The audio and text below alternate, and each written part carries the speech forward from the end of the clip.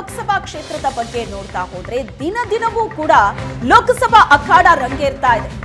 ಮಾಧುಸ್ವಾಮಿ ಶಿಷ್ಯರ ಮನವೊಲಿಕೆಯಲ್ಲಿ ತೊಡಗಿದ್ದಾರೆ ಸೋಮಣ್ಣ ಅವರಿಗೆ ಸಾಕಷ್ಟು ಸವಾಲುಗಳಿದೆ ಈಗ ಕ್ಷೇತ್ರದಲ್ಲಿ.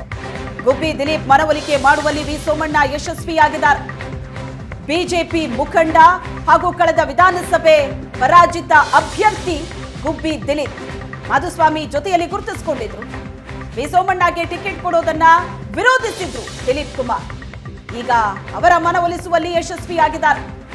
ದಿಲೀಪ್ ಕುಮಾರ್ ಮನೆಗೆ ಭೇಟಿ ನೀಡಿ ಸೋಮಣ್ಣ ಸಹಕಾರ ಕೋರಿದ್ದಾರೆ.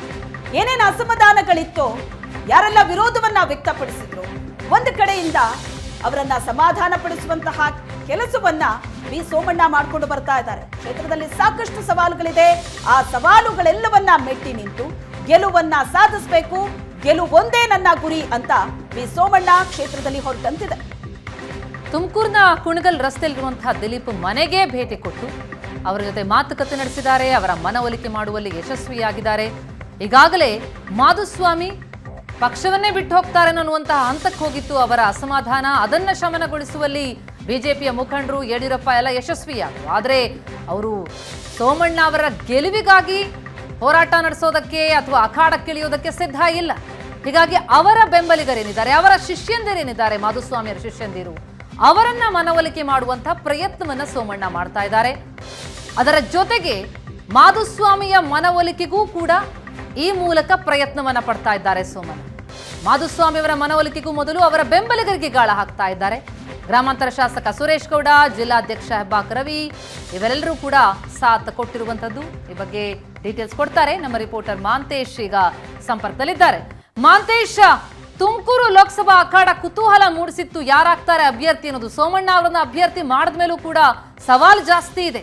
ಆ ಬಂಡಾಯ, ಅಸಮಾಧಾನ ಇದೆಲ್ಲವನ್ನ ಕಡಿಮೆ ಮಾಡುವ ನಿಟ್ಟಿನಲ್ಲಿ ಸೋಮಣ್ಣ ಅವರ ಪ್ರಯತ್ನ ಹೇಗೆ ನಡೀತಾ ಇದೆ?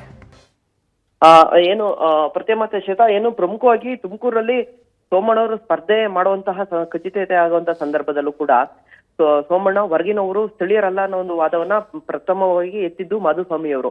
ಅಲ್ಲಿಂದ ಕೂಡ ಇವತ್ತಿನವರೆಗೂ ಕೂಡ ಅದು ಸ್ವಲ್ಪ ಹಾಗೆ ಮುಂದುವರ್ಕೊಂಡು ಬರ್ತಿರೋವಂಥದ್ದು. ಜೊತೆಗೆ ನಾವು ನೋಡ್ಬೋದು, ಏನು ಮಾಧುಸ್ವಾಮಿ ಅವರ ಜೊತೆಗೆ ಗುಬ್ಬಿಲಿ ಹಿಂದೆ ವಿಧಾನಸಭೆಗೆ ಸ್ಪರ್ಧೆ ಮಾಡಿ ಪರಾಜಿತರಾದಂತಹ ದಿಲೀಪ್ ಏನು ಮಾಧುಸ್ವಾಮಿಯ ಬಣ್ಣದಲ್ಲಿ ಗುಡಿಸ್ಕೊಂಡಂತರು ಮತ್ತೆ ಮಾಧುಸ್ವಾಮಿಯ ಬೆಂಬಲಿಗರಾಗಿರುವಂತರು ಇವರು ಕೂಡ ವಿರೋಧವನ್ನು ವ್ಯಕ್ತಪಡಿಸಿದ್ರು. ಇಲ್ಲೇ ಸ್ಥಳೀಯರಿಗೆ ನೀವು ಟಿಕೆಟ್ ಕೊಡಿ, ಸ್ಥಳೀಯರಿಗೆ ಟಿಕೆಟ್ ಕೊಟ್ರೆ ನಾವು ಅವರಿಗೆ ಅವಕಾಶವನ್ನು ಕೊಡ್ತೀವಿ, ಅವ್ರ ಪರ ಹೋರಾಟವನ್ನು ಮಾಡ್ತೀವಿ, ಹೊರಗಿಂದ ಬರೋರಿಗೆ ಅಭ್ಯರ್ಥಿಗಳಿಗೆ ಟಿಕೆಟ್ ಕೊಡಬೇಡಿ ಅನ್ನೋ ಒಂದು ವಾದವನ್ನ ದಿಲೀಪ್ ಕೂಡ ವ್ಯಕ್ತಪಡಿಸಿದ್ರು. ಮತ್ತೆ ಸೋಮಣ್ಣವರಿಗೆ ಟಿಕೆಟ್ ಕೊಡೋದಕ್ಕೂ ಕೂಡ ಅವರು ವಿರೋಧವನ್ನ ವ್ಯಕ್ತಪಡಿಸಿದ್ರು. ಇದೆಲ್ಲದರ ನಡುವೆ ಕೂಡ ಯಡಿಯೂರಪ್ಪ ಬಂದು ಮಾಧುಸ್ವಾಮಿ ಅವರನ್ನ ಮನವೊಲಿಸಿ ಪಕ್ಷ ಬಿಟ್ಟು ಹೋಗದಾಗೆ ತಡೆದಿದ್ದಂಥದ್ದು ಒಂದು ಯಶಸ್ವಿ ಆಯ್ತು. ಆನಂತರ ಇವರು ಅಂದ್ರೆ ಮಾಧುಸ್ವಾಮಿಯ ಶಿಷ್ಯರಾದಂತಹ ಮತ್ತೆ ಅವರ ಬೆಂಬಲಿಗರಾದಂತಹ ದಿಲೀಪ್ ಕುಮಾರ್ನನ್ನು ಮನವೊಲಿಸುವಲ್ಲಿ ವಿ ಸೋಮಣ್ಣ ಕೂಡ ಯಶಸ್ವಿಯಾಗಿರುವಂತದ್ದು.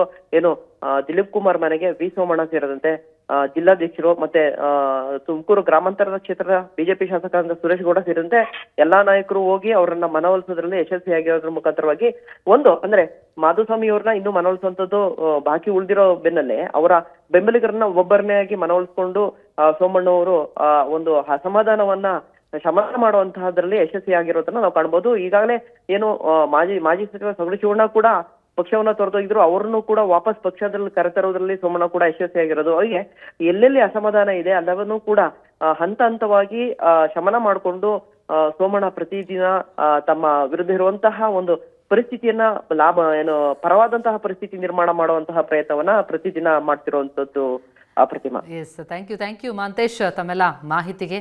ಒಟ್ಟಾರೆ ಸಮಾಧಾನ ಪಡಿಸುವಂತಹ ಪ್ರಯತ್ನ ಬಹಳ ದೊಡ್ಡ ಮಟ್ಟದಲ್ಲಿ ಆಗ್ತಾ ಇದೆ ಅಂತ ಅನಿಸುತ್ತೆ.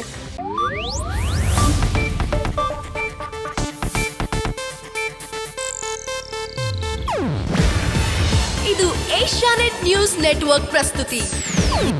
ನೀವು ನೋಡ್ತಿದ್ದೀರಾ ಏಷ್ಯಾನೆಟ್ ಸುವರ್ಣ ನ್ಯೂಸ್.